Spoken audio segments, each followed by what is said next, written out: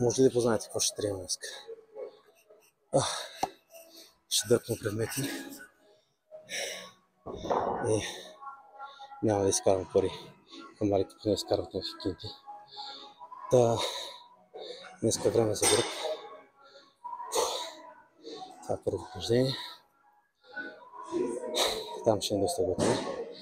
Минават под тежките. Днеска е гръб. Така, по-наспавал съм се, добре се чувствам. Свежо е положението. Но как ще се отрази залата. Единствено тегло е. Има много хора, които с нещо се разболяват. Има някакъв вирус. И усещам, че започва да ме хваща този вирус май. Вчера направих много тежки крака. И мисля, че ми падне имунната система. Е ход, норофен, витамин С, плодове. Това са най-добрите неща, които мога да използвам. Поне, смисъл, не най-добрите неща, които използвам аз, когато усещам, че нещата отиват на лошо. Как ти де? Втора серийка.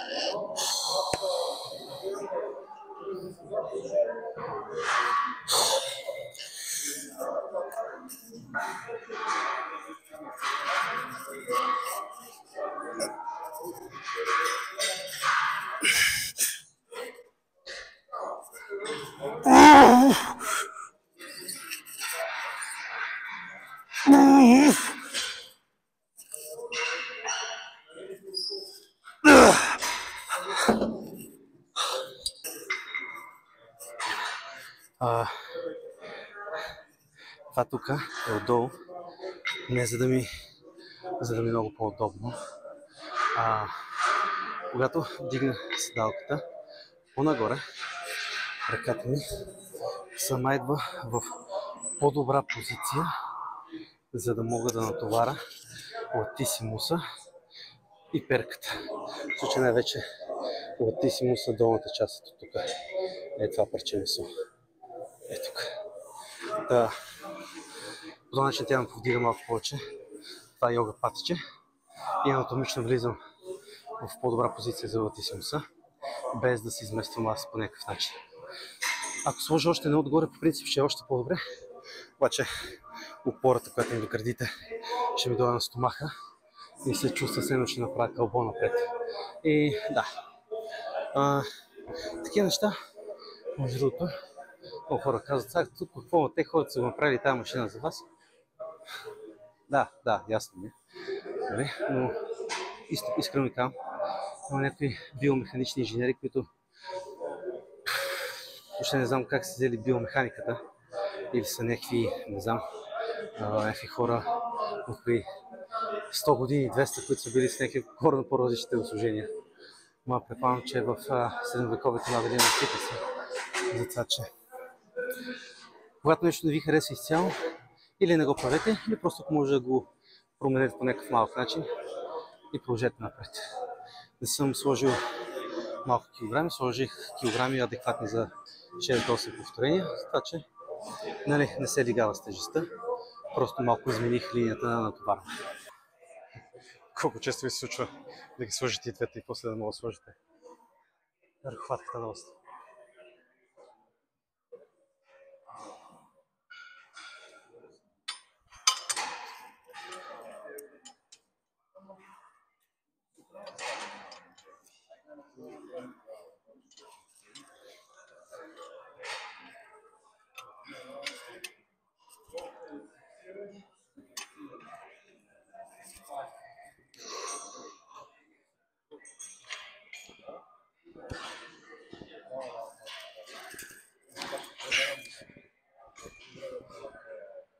Едно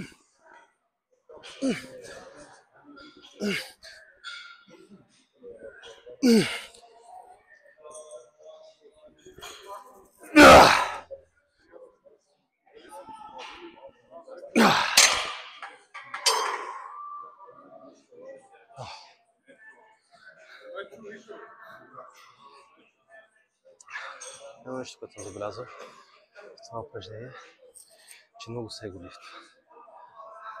Ако искате да го правите за трапец, нали?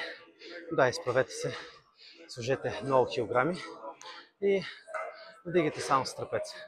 Но ако искате да работите гърба, перки, латисимус, трапец, еректори, защото всичко това се включено тук, нали? Малко по-малко килограми и стоите хубаво наведени. А не да се изправим с тази тежест, да отгоре всичкото някои прати се бутат към нея.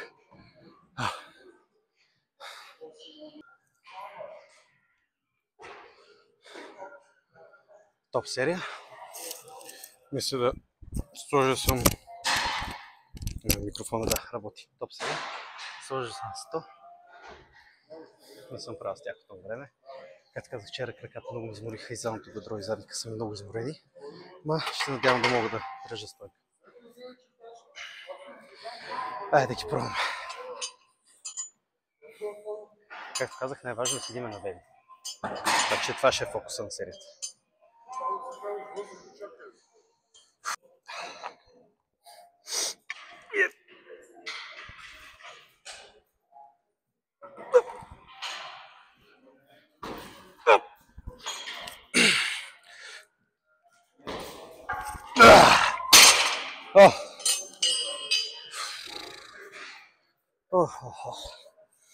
Може би ако бях започнал с тях, ще да е по-добре. Ма нищо. Вече ми се направя едно друго движение. За гръб. На кабелите. Понеже чакам лежанката и чакам кабелите да се освободят, ще смена и ще направя набиранията, докато все още не си ела. Набиранията по принцип кратко правя набирания. Не защото не ги харесвам, просто не знам. Но по последно време доста добре си спасваме с тях, затова че днес ще ги включим в програмата.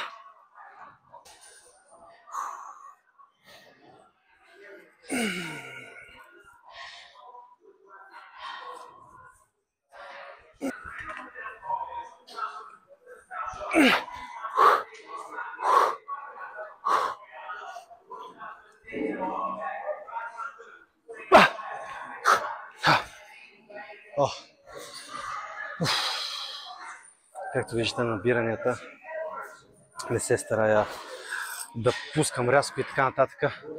Наистина при тях основната ми цел е просто да съм много контролиран. Хубаво движение нагоре. Максимално да направя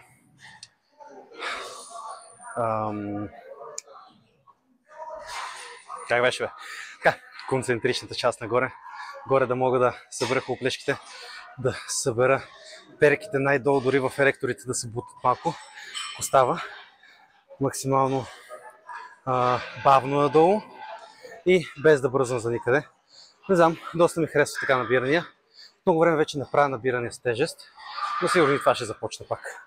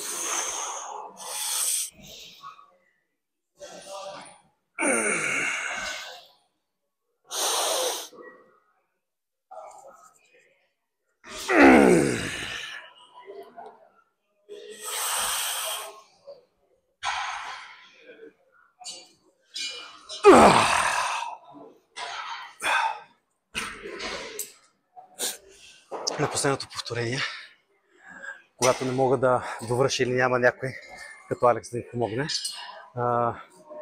Нищо. Когато няма някой да им помогне и особено ако правите едностранно движение, просто фанете където можете и да избутите движението надолу. Не е много трудно, ама трябва да се досетите.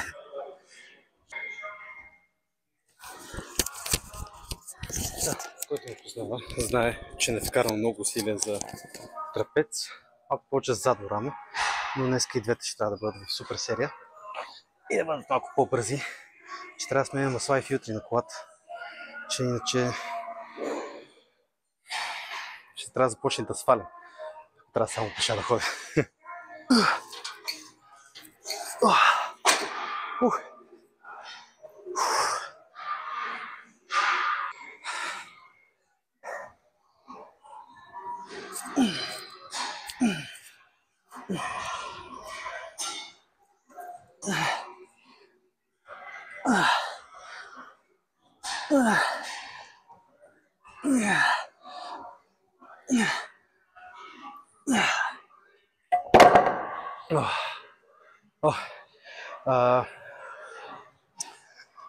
Така, тези двете не са дълготрайно решение, просто днеска реших да ги направя тях и съответно защото малко, както казах, ми е ограничено времето, реших да ги направя тях.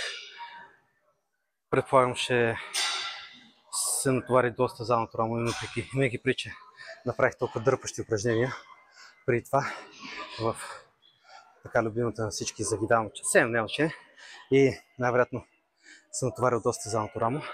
Това, че в момента това е като лек довършик, но да, когато имам повече време, се фокусирам повече върху задното рамо, тук всички оптимални да не се обадят. Така, свършихме тренировката. Стига толкова. Както казах, трябва да ходя колата да оставям на монтьор, затова че трябва да се действа. Надявам се да ви харесва тренировката.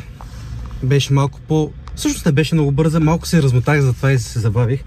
Затова и сега бързам. Но като цяло видяхте 4 упражнения за гръб, едно за трапец и задно рамо.